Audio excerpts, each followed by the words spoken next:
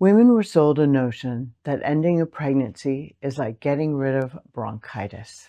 Well, I bought this notion, hook, line, and sinker. I've carried buyer's remorse for decades. There are agencies, ministries, and organizations investing countless dollars on the preventative side of this issue. But the phantom symptoms, the unspoken consequences of abortion, aren't addressed. And the subconscious prison still affects millions of moms, sisters, aunties, grandmas, and men too. Some of these unspoken consequences, self-sabotage, lack of self-worth, eating disorders, abusive relationships, addiction, alcoholism, lack of intimacy, suicidal thinking, broken dreams, they were a lid on my life. They were the prison I sentenced myself to for an act I was told wasn't a crime. I was 12 years into serving this self-imposed life sentence when I was convicted to speak on behalf of the living victims of abortion. Now, don't get me wrong, I have all the empathy in the world for the victims already in heaven. Now, I'm one of the millions of the living victims of abortion, and I'm here to speak on what I've lived through. Now, I'm not saying that I'm a victim of abortion because someone talked me into it, pressured me into it, and that it had anything to do with anything other than my choice. I made the decision. It was my choice. I am not blaming anyone. I'm simply here to speak on what I have lived through to the millions of other women who may not understand why self-imposed symptoms, like I shared earlier, may be operating in your life. And you deserve to know what no one told you when you went to have an abortion, that there would be symptoms. There would be consequences. Now, if I had time, which I'm doing in another video, this is a short blurb, I'd elaborate right now on my whole life story, which is quite an adventure that I believe the Lord allowed me to go through so I could be here to have hope for you, because there was a time in life where I had no hope. And I'll share that there were several moments of revelation which demand me to speak on behalf of the living victims today. Do you think this is something I got up and decided one day? I'm so excited, I'm going to go and speak about abortion everywhere. I get to speak at the United Nations.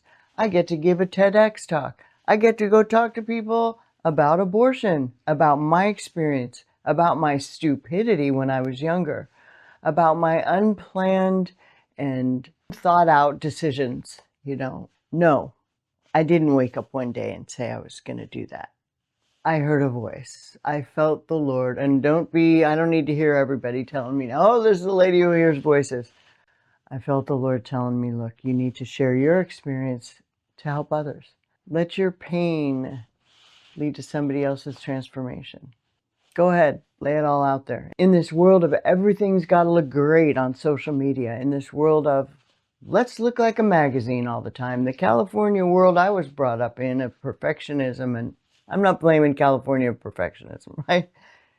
Stay with me. I'm just speaking frankly here. No, I didn't wake up one day and decide that.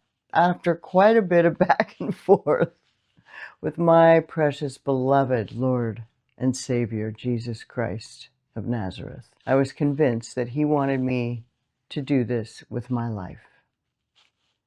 That's what the purpose of my life is now. To reach those of you who have suffered for years because you didn't put it together. That these things that you're suffering from, many of them had anything to do with the decision that you made 1, 2, 3, 5, 10, 20. I have some of my graduates who 35, 40 years previously was their abortion before they put it together, that the way that their life was working out had anything to do with that decision or those decisions. Because, by the way, 50% approximately of women who have one abortion go on to have more. I'm one of those. So years later, when I realized that my choices to end pregnancies began this cascade of phantom symptoms in my life of post-abortion trauma, I realized I had to do something about it, even if it's just sharing my peace, even if it's just sharing my heart with people like you.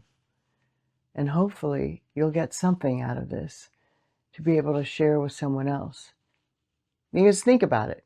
If there have been over 64 million abortions in the last 40 years in the United States alone, and we know other countries who force population control, force mothers to kill their children. I mean, 64 million is nothing if you think of it worldwide. Think of that. How many millions of us are walking around not putting anything together about these symptoms and the choice we made, right? So I'm not here to judge anybody. I'm not here for a political or religious debate. I'm not God. I can't judge anyone. I have never walked a mile in anyone's moccasins, and I will not sit here and believe that I'm going to tell someone else what to do. But I can share what I've learned in hopes that it will help you ease some of your suffering. You know, I had a 94-year-old woman come up to me after a speaking engagement and tell me about an abortion that her grandma helped her have as a teenager. And her mom and grandma did that themselves and buried the fetus in a matchbox under an oak tree. She had never even shared this with her husband. And after she spoke with me, she felt free. She felt, not that moment, not that second. Don't get me wrong. It's not like some instantaneous healing. It can take some time, but it is real. And after a year of working with that woman, she got to go be with her Heavenly Father, free. I'd love the same for you. And I hope you don't wait till you're 94 to do it. I remember the time I found myself standing on a speaking platform, facing a large audience, and I suddenly realized these statistics I talked to you about earlier, say 1/3 of any audience has been touched by abortion. You know, those people, everybody knows somebody who's ended a pregnancy, right? And ending a pregnancy doesn't end the problem any more than winning the lottery ends your financial woes. We've all heard the majority of lottery winners end up broke. And not just broke, but oftentimes bankrupt. So worse off before when they won the lottery because they didn't consciously change their identity.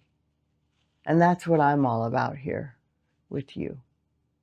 If we can change that 95% that operates in your subconscious with God's identity for you versus what your subconscious might have decided to change your identity to. In my case, I'm a bad person and I don't deserve the dreams and goals that I had when I was younger. I don't deserve God's best for me. Were these conscious thoughts? No. Did I keep it together so everything looked okay on the outside for quite some time anyway, until the wheels fell off? Yes. But just like ending a pregnancy doesn't end the problem any more than winning the lottery ends your financial woes, I will tell you that when I made my choice to abort my children, I wasn't informed that that choice came with lifetime consequences. Maybe you're living out some of those lifetime consequences. And if so, I am so glad you're here. And again, let me be clear. There is no blame. I'm not blaming anyone for my choice but me. It would have been helpful to know that there would be consequences that I would live with daily until I faced, found, and fortified my new identity. Mandatory full disclosure shouldn't be optional for those getting an abortion. Now, I can't undo what has been done, but I can help living victims like you restore hope in the face of the consequences. Again, I'm Britt. I'm so glad you joined me today. I help women who've ended a pregnancy move past the trauma of abortion with the tools to find the freedom to move forward and thrive. I hope to see you on your path to thrive. And if no one told you yet today, you are beloved.